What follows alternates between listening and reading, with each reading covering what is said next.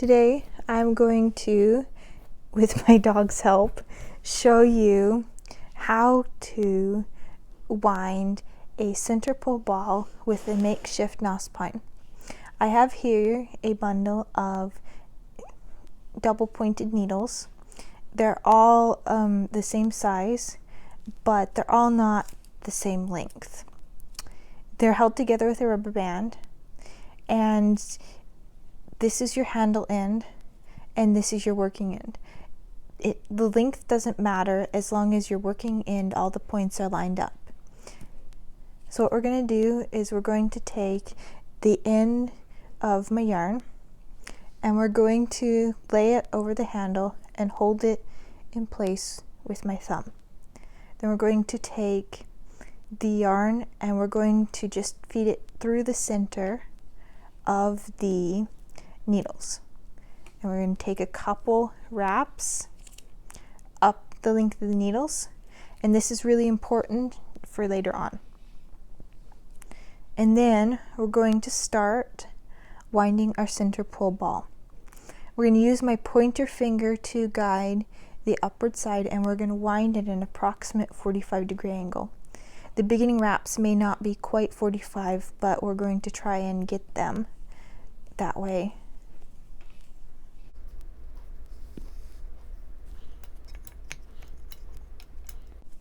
So we're just going to take a couple wraps and twist, a couple wraps and twist. You don't want to do too much because you'll have a big snarled mess in the center if you take too many wraps in one position. And we're just going to keep going. We want the top to hit this side of the needles and the bottom to hit this side of the needles. We're just going to keep twisting and working. As you work, your angle is going to get a little bit sharper. That's okay for right now. What we're doing right now is setting the size of the center pole ball.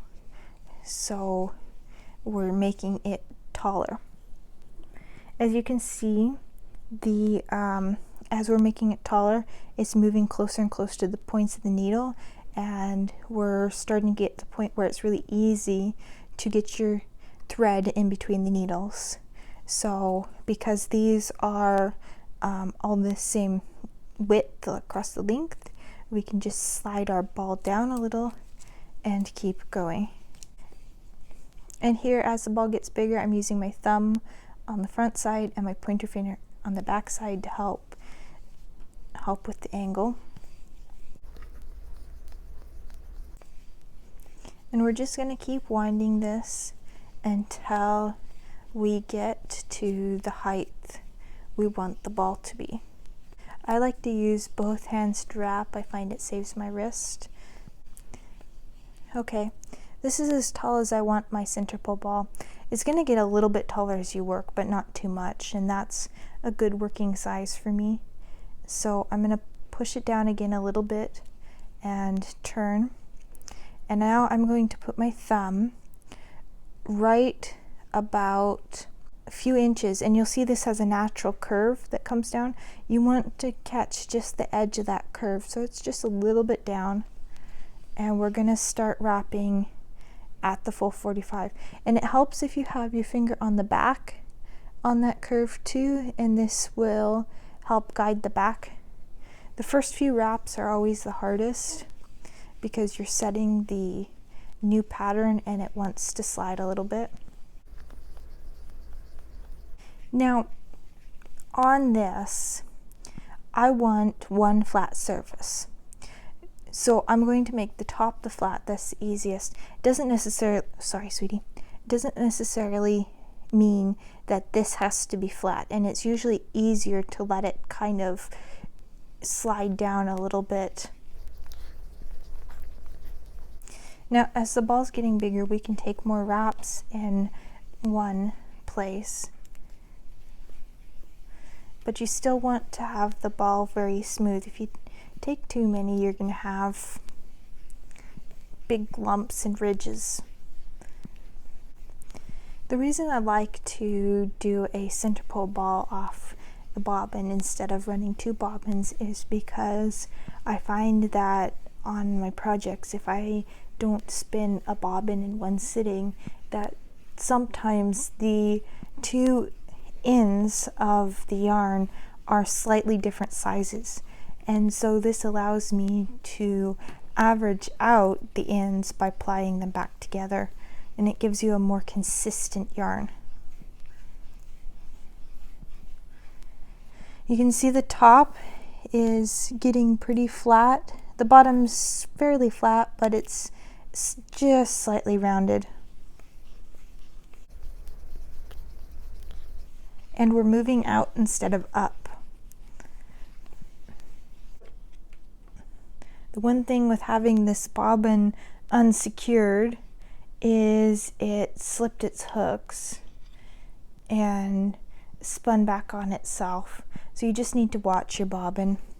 You could put really light tension on it if it keeps doing that.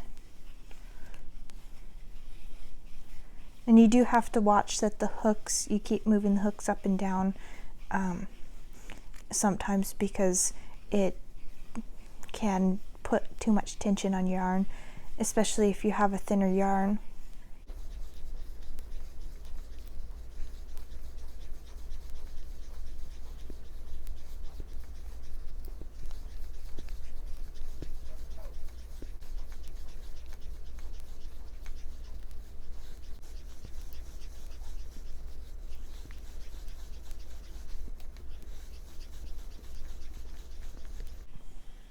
Okay, we're getting to the end of the bobbin.